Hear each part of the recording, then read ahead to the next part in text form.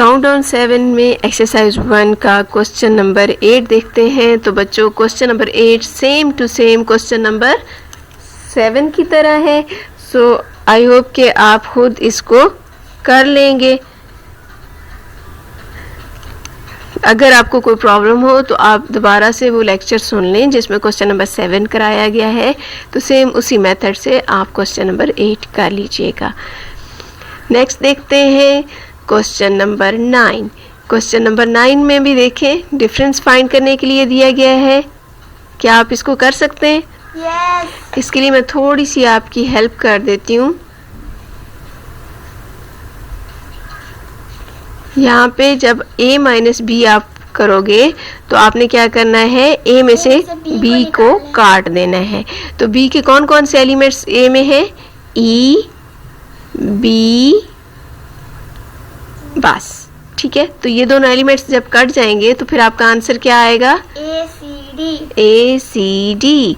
और इसी तरह से जब आपने b माइनस ए फाइंड करना होगा तो b माइनस ए में क्या करोगे? b में से a को माइनस करोगे। तो आपने कटिंग कहाँ करनी है, b में या a में? b में। तो आपने b में एलिमेंट्स चेक करने हैं a वाले। कौन कौन से एलिमेंट्स हैं यहाँ पर a वाले? b and e। सो आपने कटिंग कहाँ की? b में। ये दोनों एलिमेंट्स कट गए तो आपके पास अब b में क्या बच गया? GLK। तो ये आपका आंसर है। काफ़ी इजी था। Next question number 10। Question number 10 में अच्छा, ये जो ए कम्प्लीमेंट होता है ना, कम्प्लीमेंट को आप सी भी लिख सकते हो, पता है आपको? इसको आप सी भी लिख सकते हो या फिर इसको स्लैश के साथ भी लिख सकते हैं। यहाँ पे मैं चलें सी लिख देती हूँ ताकि थोड़ा सा आपको इस चीज़ का भी पता चल जाए। ए कम्प्लीमेंट किस चीज़ के इक्वल होता है? Equals to universal set minus a. अब आपको इस क्वेश्चन में यूनिवर्सल सेट दिया हुआ है? नो। तो फिर हम क्या करेंगे, हमने देखना है कि हमारे पास कौन कौन सी चीज़ों की वैल्यूज़ हैं। हमारे पास है ए कम्प्लीमेंट। सो हमने ए कम्प्लीमेंट की जगह ए कम्प्लीमेंट की वैल्यू लिख लेनी है यहाँ पर। इक्वल्स टू यू हमारे पास नहीं है, माइनस यू अगर आपके पास नहीं है तो आप क्या लिखोगे? यू की जगह यू ही लिखेंगे। और फिर माइनस की जगह माइनस और ए की जगह आप क्या लिखोगे? ए की वैल्यू। ठीक है, चलें अब हम इसको सॉल्व करते हैं। ए कम्प्लीमेंट की वैल्यू मुझे बताएं क्या है?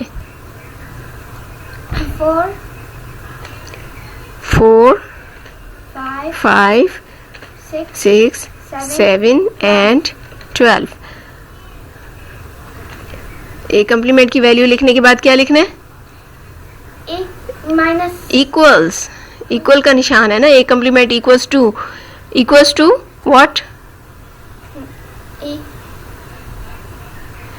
ए कम्प्लीमेंट, ये देखें ए कम्प्लीमेंट की जगह मैंने ए कम्प्लीमेंट की वैल्यू लिख दी, फिर इक्वल की जगह मैंने इक्वल लिखा। तो आगे क्या लिखना है?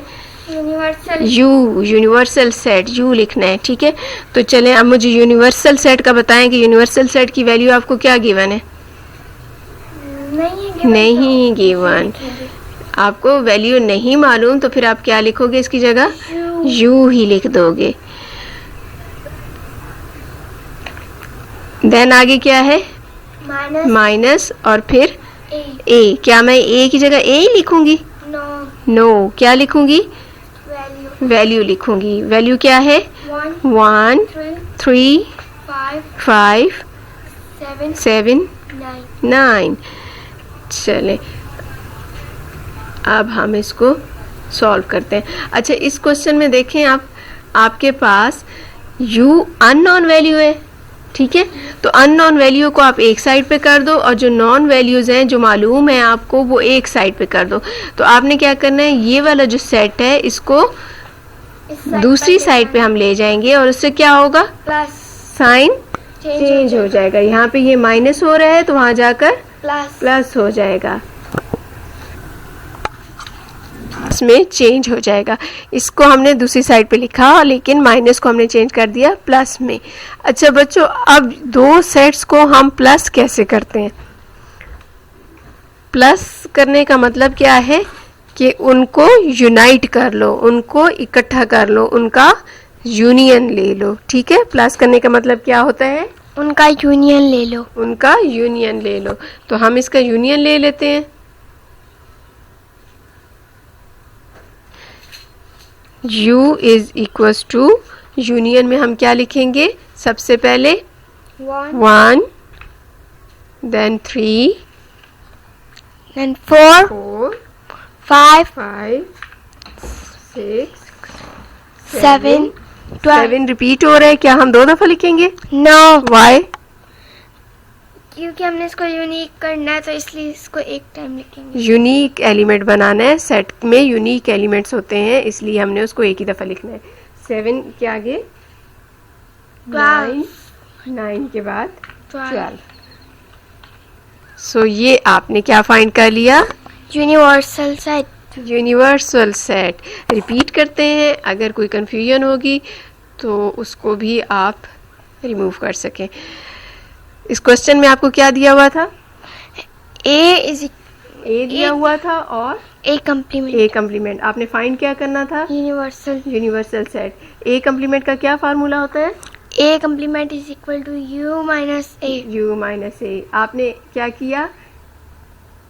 ए की वैल्यू ए की जगह ए कम्प्लीमेंट की जगह ए कम्प्लीमेंट की वैल्यू लिख दी और यू की जगह यू लिखा और आगे माइनस लगाकर फिर ए की वैल्यू लिखी। ठीक, उसके बाद आपने क्या किया था? इसको नॉन मेंबर को उस तरफ ले गए और जो दूसरे जो अननोन वैल्यू को एक साइड पे कर दिया और दूसरों को दूसरी तरफ कर दिया, तो वो उधर जाकर प्लस हो जाएगा, फिर प्लस।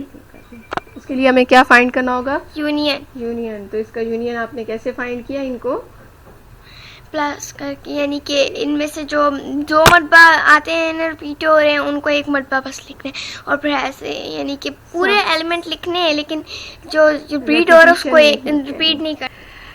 गुड, आई होप कि ये क्वेश्चन आपको समझ आ चुका होगा। Yes. Okay, good. Next lecture में इंशाल्लाह अगले क्वेश्चन करेंगे। अल्लाह हाफिज। Don't forget to like and subscribe the channel for more educational and informative videos.